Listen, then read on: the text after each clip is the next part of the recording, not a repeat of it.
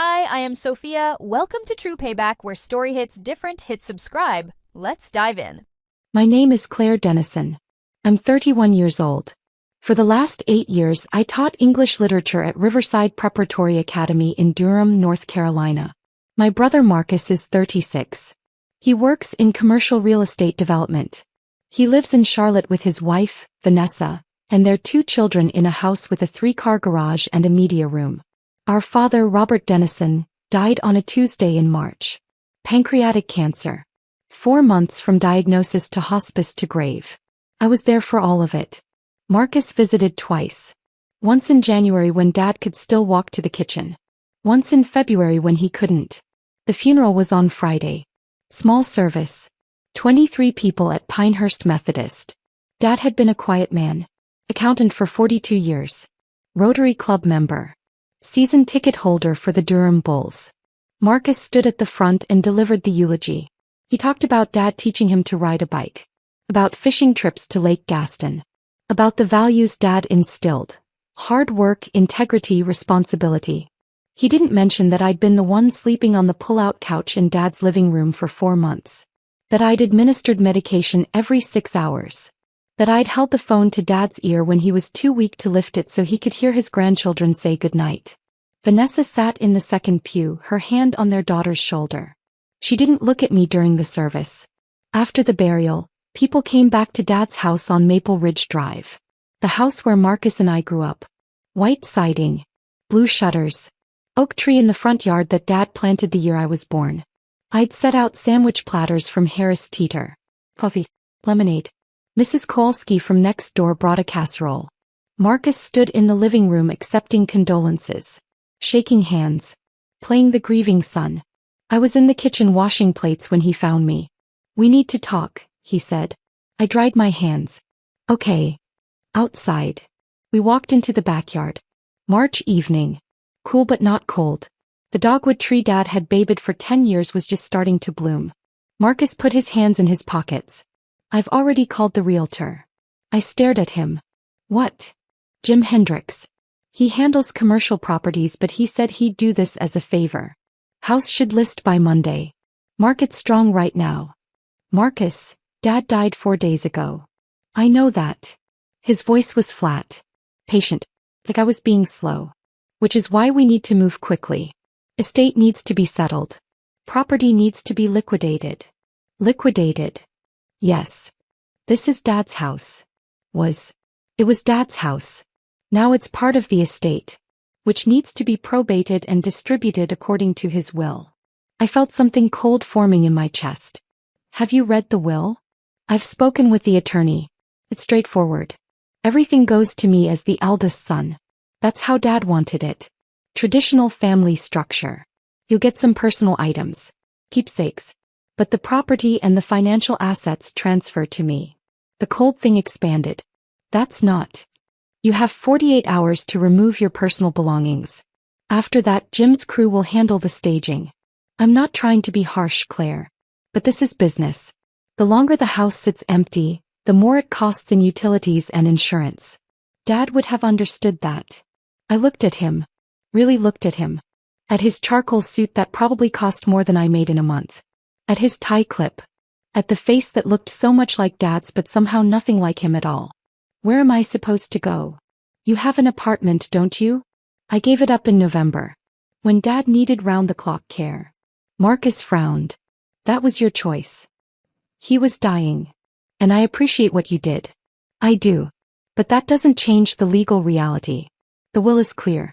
I've already spoken with the probate attorney. This is how it works." He pulled out his phone. "Check something. Put it back. Vanessa and I are driving back to Charlotte tonight. Kids have school Monday. I'll have the locks changed tomorrow morning. You can leave your key on the kitchen counter when you're done packing." He walked back toward the house. I stood in the yard.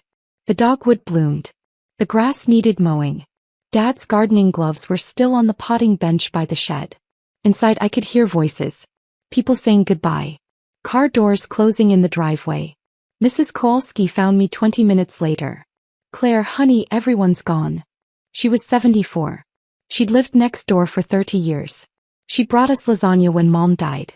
She'd watched Marcus and me get on the school bus every morning in elementary school. "Hey," I said. "You need anything?" "I'm fine." She studied my face. "That brother of yours left in an awful hurry. He has to get back to Charlotte." Hum. She didn't believe me. "You call me if you need anything." "I mean that." "Thank you, Mrs. Kowalski." She squeezed my shoulder and left through the side gate. I went back inside. The house was empty. Silent. All the people who'd filled it 2 hours ago had evaporated. I walked through the rooms. Living room. Dining room. Kitchen. Dad's bedroom. My old bedroom upstairs. Marcus's old bedroom, which still had his high school football trophies on the shelf. Everything looked the same, but it felt different, like I was trespassing. I slept on the pull-out couch that night. The same couch I'd slept on for 4 months. In the morning I packed 2 suitcases, 3 boxes, my books, my clothes, the few things that were mine. I was loading the last box into my car when a white pickup truck pulled into the driveway. A man got out. Work boots. Company logo on his shirt. Triangle lock and key. "You Claire Dennison?" he asked. "Yes." "Your brother hired me to change the locks. Said you'd be clearing out this morning." I looked at my watch. It was 10:47 a.m. I'd been given until Sunday evening. It was Saturday morning. He said Sunday. The locksmith shrugged. He paid for today. Said to get it done. I got 3 more jobs after this. I looked back at the house. At the blue door Dad had repainted every 5 years like clockwork. "I'm done," I said. I put my key on the porch railing. I drove to a Comfort Inn on Highway 15. Paid for 3 nights with a credit card that was close to maxed out. Sat on the edge of the bed in a room that smelled like industrial cleaner and stared at my phone. I had $1,847 in my checking account. My teaching contract ended in June. I had no apartment. No lease. No security deposit saved. Marcus had the house. The estate. Everything. I opened my email. Scrolled back to November. Found the message from Dad's attorney. Her name was Lillian Marsh. Marsh & Associates. Estate planning and probate law. Office in downtown Durham. Dad had mentioned her once. In January when he could still talk in full sentences. He'd said, "Everything's in order. Lillian has the documents. You don't need to worry." I'd assumed he meant the will. The dinner. The funeral arrangements. I called the number on her email signature. It rang 4 times. Then, "Marsh & Associates, this is Lillian Marsh." "Ms. Marsh, this is Claire Dennison. Robert Dennison's daughter." Silence. Then, "Miss Dennison, I've been waiting for your call." Something in her voice made me sit up straighter. "You have?" "Yes." "Can you come to my office Monday morning? 9 o'clock. Yes. I can do that." "Good. Bring identification. Driver's license is fine. I'll see you Monday." She hung up before I could ask why she'd been waiting. The law office of Marsh & Associates was on the 3rd floor of a brick building on Chapel Hill Street. Old building. The kind with crown molding and radiators that clanked. I arrived at 8:52 a.m. The waiting room had 2 leather chairs and a receptionist's desk. The receptionist was a woman in her 60s with reading glasses on a chain. "Claire Dennison," I said. "I have a 9 o'clock with Ms. Marsh." "Have a seat, dear. She's expecting you." I sat. My phone buzzed. A text from Marcus. "Realtor coming by at 10. Please confirm you removed all personal items." I didn't reply. At exactly 9 o'clock a door opened. A woman stepped out. Late 50s. Gray hair cut short. Navy suit. No jewelry except a watch. "Miss Dennison. I'm Lillian Marsh. Please come in." I followed her into a conference room. Rectangular table. 6 chairs. Window overlooking the street. She closed the door. Gestured to a chair. I sat. She sat across from me. "I'm very sorry for your loss," she said. "Your father was a good man." "Thank you." She opened a folder. Inside were documents. Legal-sized paper. Lots of them. "Has your brother contacted you about the estate?" she asked. "Yes. He said the will leaves everything to him. The house. The accounts. Everything." Lillian Marsh smiled. It wasn't a warm smile. It was the smile of someone who knows a secret. "Did he show you the will?" No. He said he'd spoken with the probate attorney. That it was straightforward. I am the probate attorney. I stared at her. Your brother called me 3 days ago. The day after your father's funeral. He informed me that he would be handling the estate settlement personally. He asked me to forward all documents to his office in Charlotte. He was very confident. Very assertive. She paused. I asked him if he'd read the will. He said he didn't need to. He said your father had discussed it with him years ago. Traditional family structure. Eldest son inherits. She pulled a document from the folder. Placed it on the table between us. This is your father's last will and testament. Executed on October 14th, 6 months ago. Witnessed by 2 of my paralegals and notarized by a certified notary public. It supersedes all previous versions. My hands were shaking. What does it say? Your father left specific instructions. Would you like me to read it aloud or would you prefer to read it yourself? Read it, please. She put on reading glasses. Found the relevant section. Read in a clear, measured voice. I, Robert James Dennison, being of sound mind and body, do hereby declare this to be my last will and testament. To my son, Marcus Robert Dennison, I leave my golf clubs, my fly fishing equipment, and the sum of $25,000 from my personal savings account at First National Bank. To my daughter, Claire Elizabeth Dennison, I leave the entirety of my remaining estate, including but not limited to, the property located at 4782 Maple Ridge Drive, Durham, North Carolina. All financial accounts held in my name, all investments, securities and retirement funds, and all personal property not specifically bequeathed elsewhere. The room tilted. What? Lillian Marsh looked at me over her glasses. You are the primary beneficiary. The house is yours. The accounts are yours. Everything except the specific items designated for your brother. But Marcus said. Your brother either lied or assumed. I suspect assumed. Based on a conversation he may have had with your father years ago. But your father changed his will in October. Shortly after his diagnosis. He was very clear about what he wanted and why. She pulled out another document. A letter. Handwritten. Dad's handwriting. He left this for you. To be delivered after the will reading. She slid it across the table. I picked it up. My hands were shaking so badly I could barely hold it. Claire, if you're reading this, I'm gone and Lillian has done her job. I need you to know something. I changed my will 6 months ago. The night after Marcus visited in October. He came for dinner. We sat in the living room. He told me about his business. His expansion plans. He talked for an hour about property values and market trends and leveraging assets. I asked him about you. He said, Claire's fine. Still teaching, I think. Still teaching, I think. You'd been sleeping on my couch for 2 weeks by then. You'd given up your apartment. You'd taken a leave of absence from Riverside Prep. You were administering my medication every 6 hours. You'd learned how to operate the oxygen machine. You'd scheduled every doctor's appointment. You knew the names of all my nurses. And your brother thought you were still teaching. I realized something that night. Marcus loves me in the way people love an idea. But you love me in the way people love a person. I called Lillian the next morning. The house is yours. You gave up everything to take care of me. This is me taking care of you. You're going to want to refuse. You're going to feel guilty. You're going to think this isn't fair to Marcus. Don't. He has a career. A house. A family. He's fine. You gave me the last good months of my life.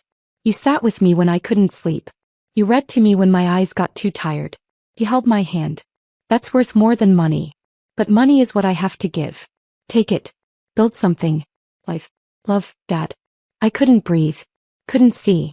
The words blurred. Lillian Marsh pushed a box of tissues across the table. She didn't say anything. Just waited. It took me 5 minutes to pull myself together. Marcus doesn't know, I finally said. Correct. He hung up on me when I tried to explain. He said he'd get his own attorney. He said I was mistaken. What happens now? Now we schedule a formal will reading. All beneficiaries present. I read the document aloud. I distribute the assets according to your father's wishes. Your brother can contest if he wants, but he'd need grounds. Your father was evaluated by 3 physicians in October. All certified he was of sound mind. The will is airtight. She closed the folder. folded her hands on top of it. Miss Dennison, your father spent 30 years managing money for other people. He knew exactly what he was doing. He knew Marcus would assume. He prepared for that. He documented everything. Why didn't he tell me? He wanted you to take care of him because you wanted to. Not because you knew there was an inheritance. He was very specific about that. I looked at the letter again. At Dad's handwriting. The way he always made his capital C's too big. When can we schedule the reading? Lillian Marsh smiled. A real smile this time. How's Wednesday work for you? The conference room at Marsh & Associates had space for 6 people. On Wednesday morning at 10 o'clock, 4 of us sat at the table. Me, Marcus, Vanessa, and Lillian Marsh. Marcus had arrived 15 minutes early. He wore a different suit. Darker. His attorney face. He'd brought a leather portfolio and a pen that probably cost more than my car payment used to be. Vanessa sat next to him. She wore black. She didn't meet my eyes. Lillian Marsh entered at exactly 10 o'clock. She carried the same folder from Monday. Set it on the table. Sat down. Thank you all for coming. This is the formal reading of the last will and testament of Robert James Dennison, executed October 14th of last year. All parties are present. We'll proceed. Marcus leaned forward.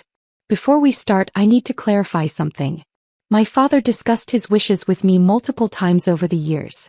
Traditional estate structure. Eldest male heir. I want that on record. Lillian Marsh looked at him. Noted. However, the will I'm about to read supersedes all previous conversations and documents. It was executed 6 months ago, witnessed and notarized.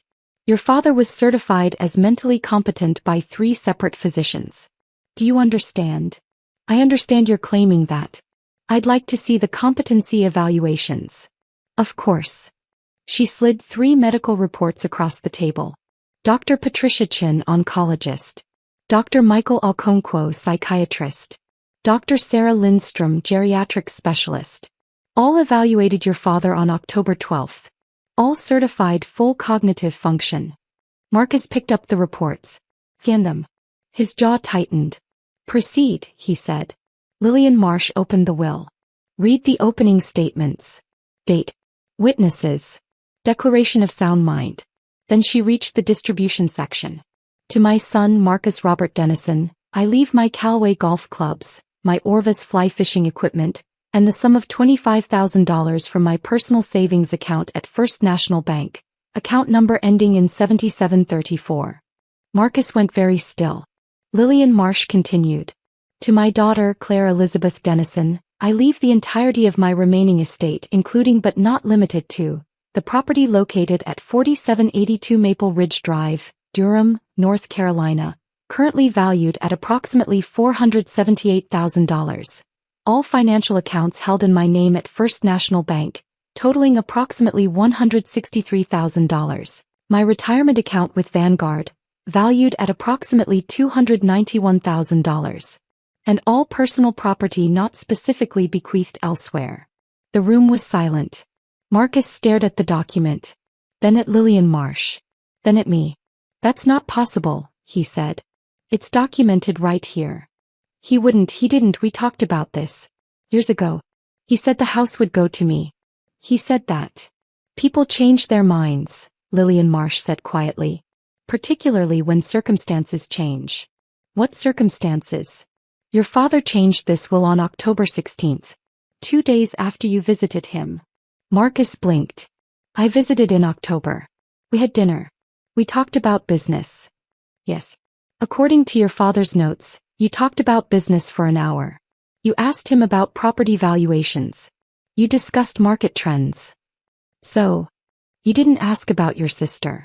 Your father mentioned that in his notes. He asked about Claire. You said, Claire's fine. Still teaching, I think. Marcus's face changed. That doesn't. Your sister had been living in your father's house for 2 weeks at that point. She'd given up her apartment. Taken a leave of absence from her job. She was providing round-the-clock care. You didn't know that. Vanessa put her hand on Marcus's arm. Marcus. He shook her off. This is manipulation. He was sick. He was medicated. Someone influenced him. 3 doctors certified his competency. On the same day he executed the will. I have their sworn statements. Would you like to contest their medical opinions? Yes. I want a second evaluation. I want. Mr. Dennison. Lillian Marsh's voice cut through. Final. Your father is deceased. There will be no second evaluation. The will is legal. It's binding. It's filed with the probate court. If you wish to contest, you'll need to demonstrate undue influence or lack of capacity. You have no evidence of either. What you have is an assumption based on a conversation that happened before your father got sick. Before he saw who actually showed up. The words hung in the air. Marcus opened his mouth. Closed it. Opened it again. How much? He finally said. Excuse me. How much is the estate worth? Total. Lillian Marsh looked at her notes. Approximately $932,000. Liquid assets and property value combined. Vanessa made a small sound. Marcus didn't move. And I get $25,000. And the items specified. Yes. That's. His voice cracked. That's not fair. For the first time I spoke. You changed the locks, Marcus. He looked at me.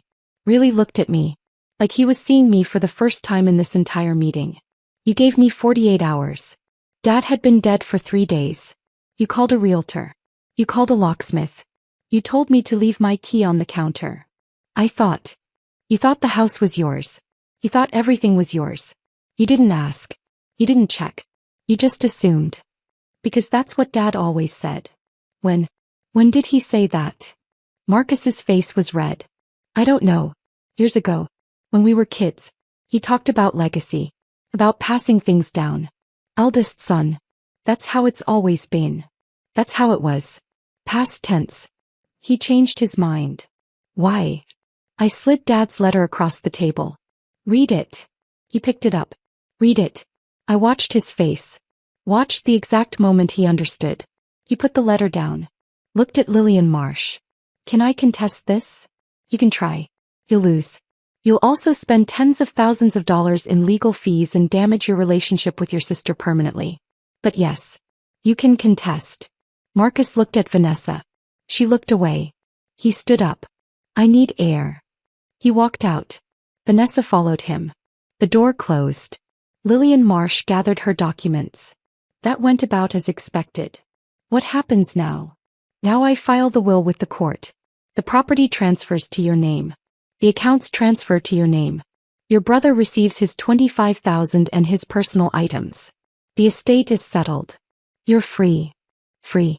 The word felt strange. He's going to hate me, I said. Probably. For a while. Maybe forever. But that's his choice, not yours. You didn't do this. Your father did. Because you earned it. She stood. Extended her hand. I shook it. Congratulations, Miss Dennison. You're a homeowner. Marcus and Vanessa were in the parking lot when I came down. They were standing by their car. A black BMW. Vanessa was crying. Marcus saw me. Walked over. We need the house, he said. No preamble. No greeting. What? We're extended. The Charlotte property. The expansion. We leveraged everything. We need liquidity. I was counting on the Durham house to cover the gap. I stared at him. You were going to sell Dad's house to cover a business debt? It's not a debt. It's an investment. But yes. We need the capital. How much do you need? $200,000. Give or take. You want me to give you $200,000. It's not giving. It's lending. I'll pay you back with interest. 18 months, maybe 2 years. You'd be helping family. Vanessa was watching from the car. Her face was pale. I thought about Dad's letter. You're going to want to refuse. You're going to feel guilty. No, I said. Claire. No. You changed the locks, Marcus. You called a realtor before Dad was in the ground for a week. You were going to sell the house I grew up in without asking me. Without even telling me. I thought it was mine. And now you know it's not. He stepped closer. You're really going to let me fail? You're going to keep everything and watch my business collapse. I'm going to keep what Dad left me. What you do with your business is your problem. We're family. I was family when I was changing Dad's catheter at 3 in the morning. I was family when I was sleeping on a pull-out couch for 4 months. Where were you? I visited. Twice. You visited twice. I have a business. I have responsibilities. So did I. I gave them up. Because Dad needed me. Marcus's face was hard. I agree. You always did this. Always played the martyr. Always made everything about you. I never asked for anything. Not once. Dad chose to change his will. Not me. Him. Because you manipulated him. By taking care of him? Yes. You knew he'd feel guilty. You knew he'd do this. I looked at him. And my big brother. The one who used to let me tag along to the pool in summer. The one who taught me to throw a spiral. The one who'd turned into someone I didn't recognize. If you think taking care of our dying father was manipulation, then we have nothing else to say to each other. I walked to my car. Got in. Started the engine. Marcus stood in the parking lot. Vanessa had gotten out of the BMW.